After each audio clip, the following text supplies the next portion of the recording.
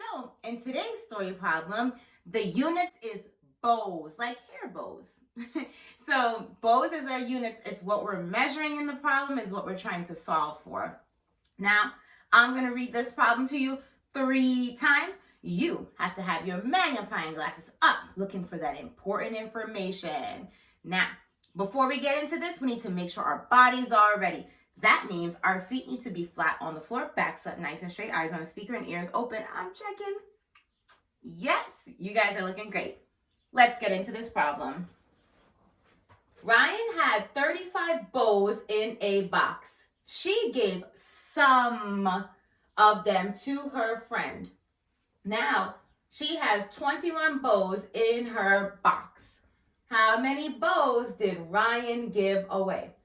Ryan had 35 bows in a box. She gave some of them to her friend. Now, she has 21 bows in her box. How many bows did Ryan give away? Ryan had 35 bows in a box. She gave some of them to her friend.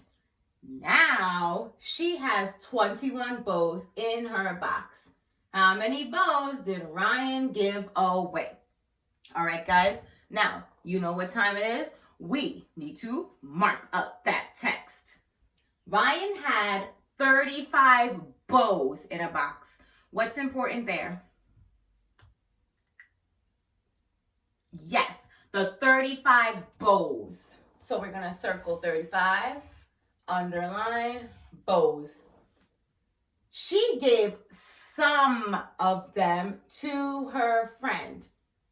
Now, she gave. So if she's giving some of these bows to her friend, is she going to have more or is she going to have less?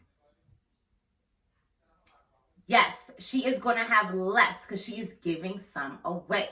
So we are going to use subtraction. So let's write that 35. Put our minus sign. And also, let's not forget to mark up that text. Gave some. We just don't know how much that sum is yet, but don't worry, we will figure it out. Now, she has 21 bows in her box. What are we circling here? Yes, the 21 and underline bows.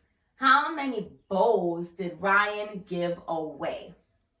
That's what's important there because that's our unknown, right? That sentence tells us about our unknown. So we are looking for the amount of bows that she gave away.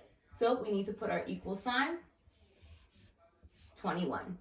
All right, now you remember from the last video, we talked about how whole minus part equals part. Well, that's going to come back right again, okay? That's going to come back here. So when we have subtraction sentences like this, we have whole minus part equals part. Now, let's take a look over here. Let's see what we have to label here. Now, if we know that whole minus part equals part, that means our 35 must be our, it's going to be our whole. The blank is going to be the part, and then the 21 is going to be the part. Perfect. Now we're going to pull down that 35, put it in a box, and we're going to do counting back. But like I said, if you want to do this with counting on, that's totally fine. I'm just going to show you counting back here. So we're putting a minus because it's counting back, a minus because it's counting back. We're at 35. We're starting with the whole and we're counting back until we reach the part. So we have 34, 33, 32, 31, 30. Count with me. 29, 28. See how neat I'm doing that so I can see all of my circles. 27, 26. Leave that space right here. 25, 24, 23, 22, 21. So we're stopping right there because 21 is our part. We have to stop right there. Great. Now, all we need to do is count the circles. So count with me. 1, 2, 3, 4, 5, 6, 7, 8, 9, 10, 11, 12, 13, and 14. Now let me double check this. Let me make sure I wrote all my numbers correctly. 34, 33, 32, 31, 30, 29, 28, 27, 26, 25, 24, 23, 22, 21. Perfect. 1, 2, 3, 4, 5, 6, 7, 8, 9, 10, 11, 12, 13, 14. Boom! I double checked. I know that for sure. My missing part is 14. All right, so we got 14 bows. Circle it. Always remember to write your units. Bows. Now, I'm going to do a little something for you all that like counting back with base 10. That's another strategy you can use. If you want to use counting back with base 10 to solve these problems, my loves, please do it. Be my guest. So pull that problem down. 35 minus something equals 21. Okay? So then we want to put that 35 in a box and we want to count back. Now remember, this is a non-decade number. So it's not like 10, 20, 30, 40. We have to count back by tens from a number that doesn't have a 0 in the ones place. So we're at 35. Put that minus. Now, 10 less than 35